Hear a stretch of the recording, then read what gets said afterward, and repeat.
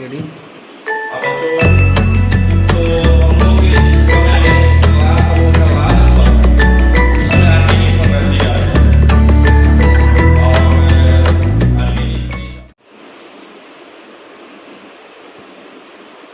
Ready. अब बच्चों तो हम लोग ये जिस समय क्लास हम लोग का लास्ट हुआ था उस समय ऑर्गेनिक पर रह दिया क्लास और ऑर्गेनिक हम बताए थे आप लोगों की ऑर्गेनिक 11 और 12 दोनों एक दूसरे से रिलेटेड होता है। अगर हम लोग 11 क्लास की ऑर्गेनिक अच्छे से नहीं पढ़ेंगे तो 12 क्लास की ऑर्गेनिक समझ में नहीं आएगी। खैर वो जहाँ है तहाँ है, वो चीज़ तो हम लोग उस समय कंप्लीट करेंगे ही। लेकिन फिलहाल बच्चों को एक मानसिक टेंशन ये बना हुआ कि हम लोग का 12 क्लास का सिलेबस कैसे कवर हो आए। तो सबसे पहले हम लोग 12 क्लास का सिलेबस देख लेते हैं कि कितने दिन का है और कितने दिन तक और बंद रह सकता है क्लास, तो हम लोग को कोई नुकसान नहीं होने वाला है। खैर नुकसान तो पूरे विश्व को हो रहा है, उससे हम लोग को अपने सिलेबस पर अन्य लेकर केवल चलना मूर्खता होगी, क्योंकि इसमें सभी लोग टेंशन में चल रहे हैं। लेकिन खैर सबके साथ हम लोग को चलना है और इससे कोई दूसरा विकल्प भी नहीं है। तो आइए हम लोग देखते हैं कि हम लोग का 12 क्लास का सिलेबस कितना है। तो सबसे पहले हम लोग सिलेबस की बात करें। किसकी बात करते हैं? सिलेबस की। तो सिलेबस में बात चलते हैं तो 12 क्लास में आप लोग को 16 चैप्टर पढ़ना है केमिस्ट्री में। कितने चैप्टर पढ़ना है? 16 चैप्टर। तो जिसमें कि आप लोग का पहला चैप्टर का नाम है सॉलिड स्टेट। क्या नाम है? Solid state. दूसरा चैप्टर सॉल्यूशन। क्या नाम है? सॉल्यूशन। तीसरा चैप्टर क्या है? इलेक्ट्रोकेमिस्ट्री। इलेक्ट्रोकेमिस्ट्री। चौथा लेसन क्या है? Chemical kinetic. पांचवा लेसन क्या है? Surface chemistry. और छठवां लेसन क्या है? तो general principle and process of isolation of elements. ये आप लोगों का छठा लेसन है। सातवां लेसन में जब चलिएगा तो आप लोगों को पढ़ना है टी ग्रुप। आठवां लेसन चलिएगा तो पढ़ना है डी एंड एफ ग्रुप।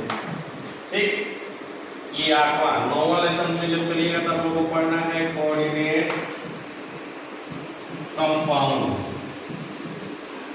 ठीक, अब 10 में जब चलिएगा तो आप लोग 10वां लेसन में पढ़ना है hello alkene and hello arenes.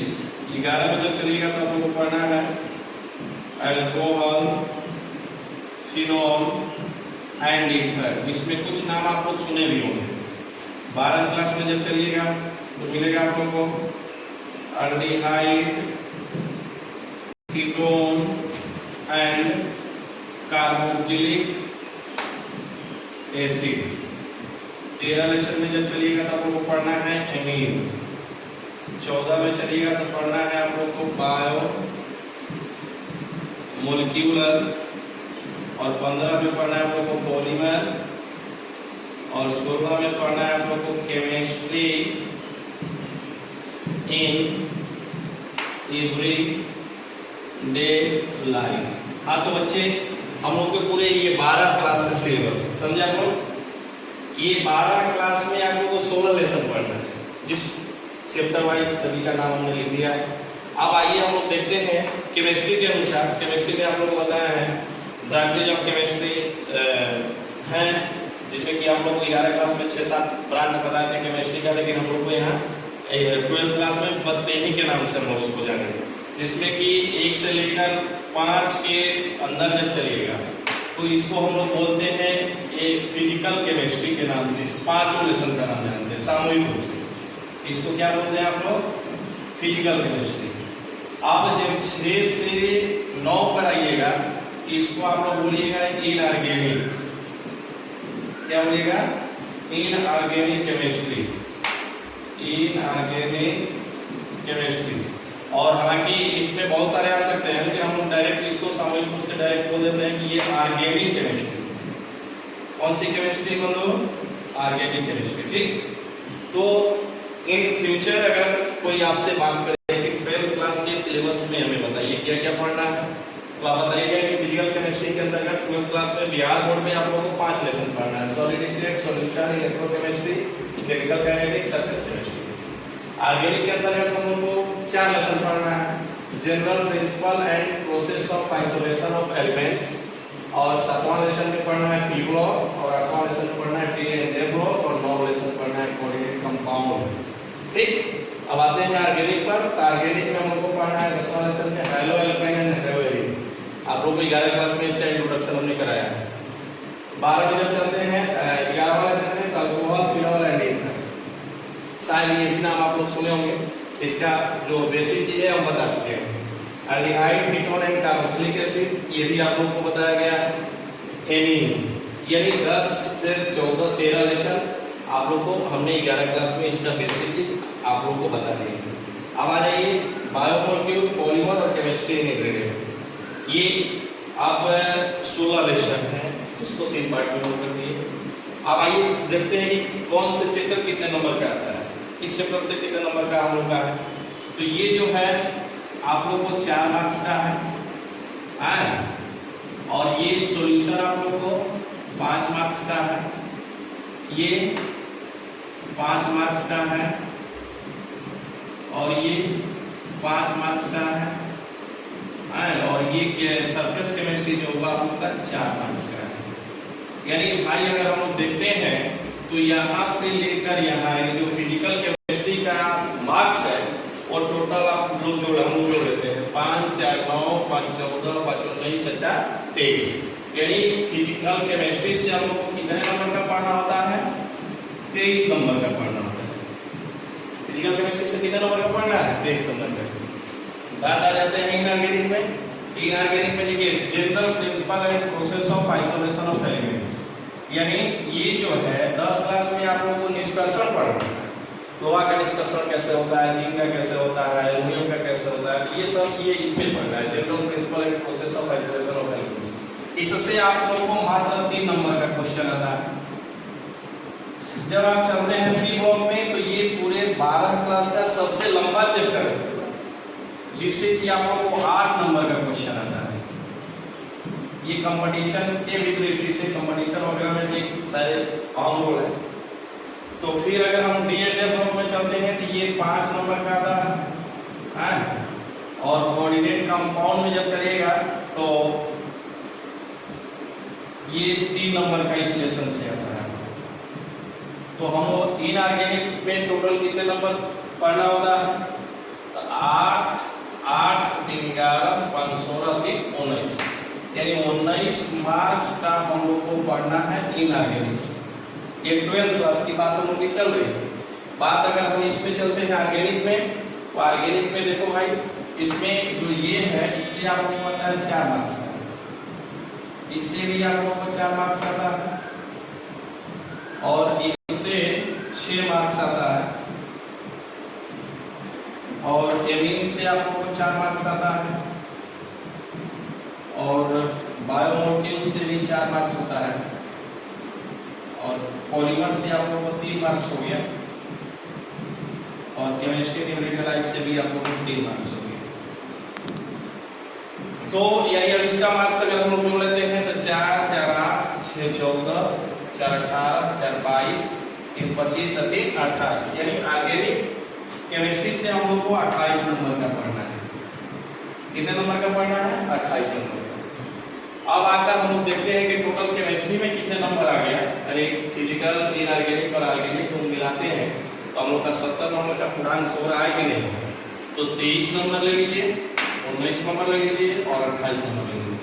9 3 12 8 20 2 2 4 5 2 7, ये 70 मार्क्स का आपका केमिस्ट्री का पेपर हो गया, जिसमें हम लोग को 30 नंबर, अब ये 70 मार्क्स हम लोग का थ्योरेटिकल हो गया, 30 मार्क्स हम लोग का जो है ये प्रैक्टिकल है।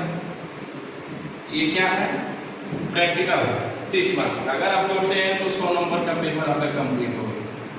कितने नंबर का पेपर कंप्लीट हो गया, 100 नंबर का। अच्छा, ये तो सिलेबस हो गया हम लोग का कि 12 क्लास में कौन कौन चैप्टर कितने कितने नंबर का है, फिजिकल केमिस्ट्री के अंतर्गत कौन आता है, इनऑर्गेनिक के अंतर्गत कौन आता है और ऑर्गेनिक के अंतर्गत कौन आता है।